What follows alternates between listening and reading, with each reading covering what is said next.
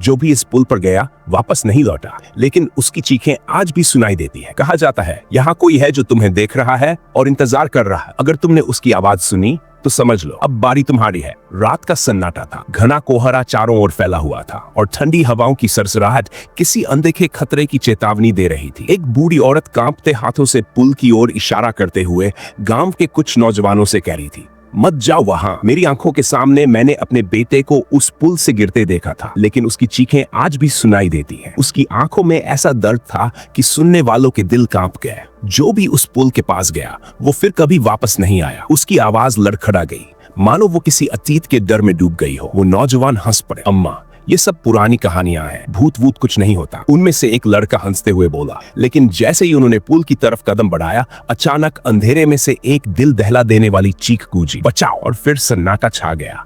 लड़कों की हंसी एक पल में थम गई। कोहरे के बीच एक परछाई दिखाई दी जो हवा में तैर रही थी और फिर वो धुएं की तरह गायब हो गई। गांव में कोहराम मच गया। उस रात लड़कों में से वापस नहीं लौटे।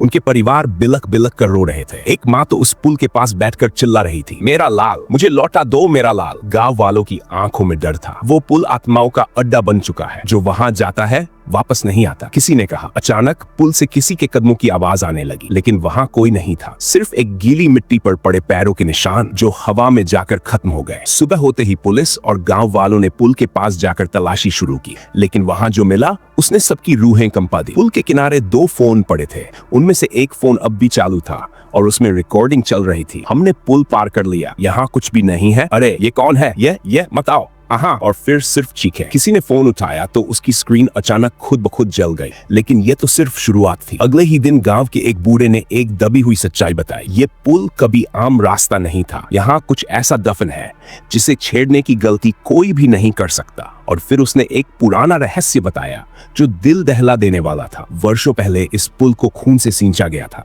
बूढ़े आदमी की आवाज भारी हो गई थी। गांव वाले उसकी बात सुनने के लिए पास आ गए। उसने गहरी सांस ली और धीरे धीरे कहना शुरू किया, आज से कई साल पहले इस पुल को बनाने के लिए गांव के लोगों को बेइंतहा मेहनत करनी पड़ी थी।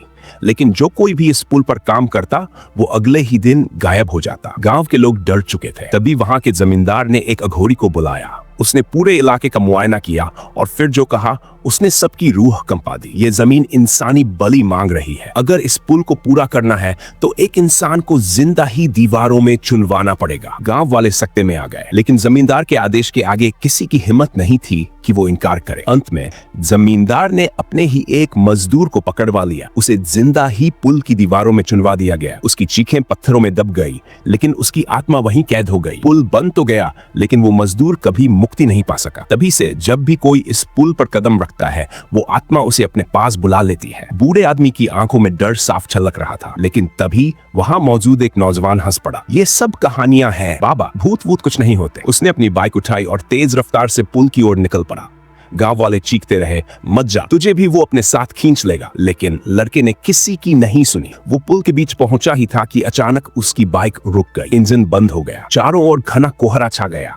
हवा एकदम ठंडी हो गई और फिर किसी ने उसका नाम पुकारा। लड़के ने मुड़कर देखा। कोहरे में से एक परछाई उसकी ओर बढ़ रही थी। वो पसीने से तर था। कौन है? उसने कांपती आवाज में पूछा। तभी अचानक उसके पीछे से किसी ने उसके कंधे पर हाथ रखा। उसकी चीख पूरे गांव में गूंज उठी। गांव वालों ने पुल की ओर देखा, लेकिन वहां कोई नहीं था। लड़का गायब हो चुका था। अगले दिन सुबह पुल के किनारे सिर्फ उसकी बाइक मिली और खून से सना एक कटा हुआ हाथ। गांव वाले समझ गए कि अब इस पुल का खौफ अपने चरम पर पहुंच चुका था। लेकिन सबसे बड़ा झटका तब लगा जब पुलिस ने पुल के नीचे खुदाई करवाई।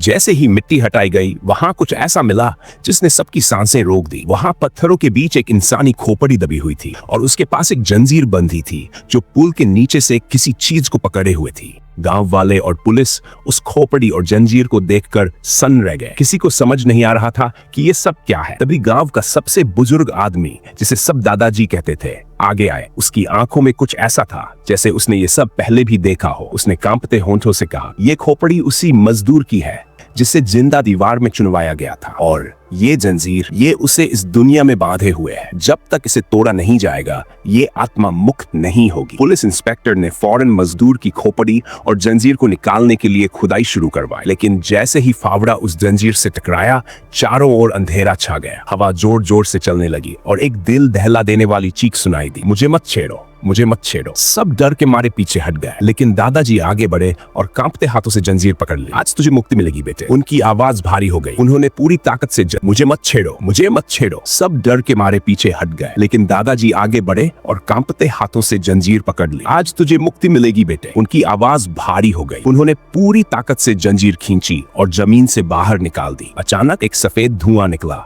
और एक परछाई बन गई। वो परछाई धीरे धीरे आकार लेने लगी और फिर सबने देखा वो मजदूर खड़ा था, बिल्कुल वैसा ही जैसा मरने से पहले था। उसकी आंखों में आंसू थे। उसने हाथ जोड़कर कहा, आखिरकार मुझे मुक्ति मिल रही है। वर्षों तक मैं इस पुल में कैद था। जो भी यहाँ आता था मैं उसे अपनी दर्दनाक मौत का एहसास करवाता था, लेकिन अब मुझे शांति चाहिए। कहते कहते उसकी परछाई हल्की होने लगी और फिर एक पल में वो हवा में घुल गई। जंजीर अपने आप टूट गई, खोपड़ी राख में बदल गई। गांव वालों ने पहली बार महसूस किया कि वो खौफ अब खत्म हो गया था। पुल अब शांत था, कोई चीख नहीं, कोई अजीब परछाई नहीं। लेकिन जैसे ही गांव वाले लौटने लगे, एक आदमी ने अचानक कहा, पर वो लड़का जो कल रात गायब हुआ था। सबका दिल धड़क उठा। वो भागते हुए पुल के पास पहुंचे और देखा वहां लड़का बेहोश पड़ा था। जब उसने आंखें खोली तो उसकी आंखें खून जैसी लाल थी। उसने डरावनी आवाज में कहा, मैं गया नहीं था, मैं अब भी यहाँ हूँ। क्या सच में आत्मा मुक्त हुई या कोई नया रहस्य जन्म ले चुका है? आत्माओं का पुल अब भी रहस्यमयी बना हुआ है।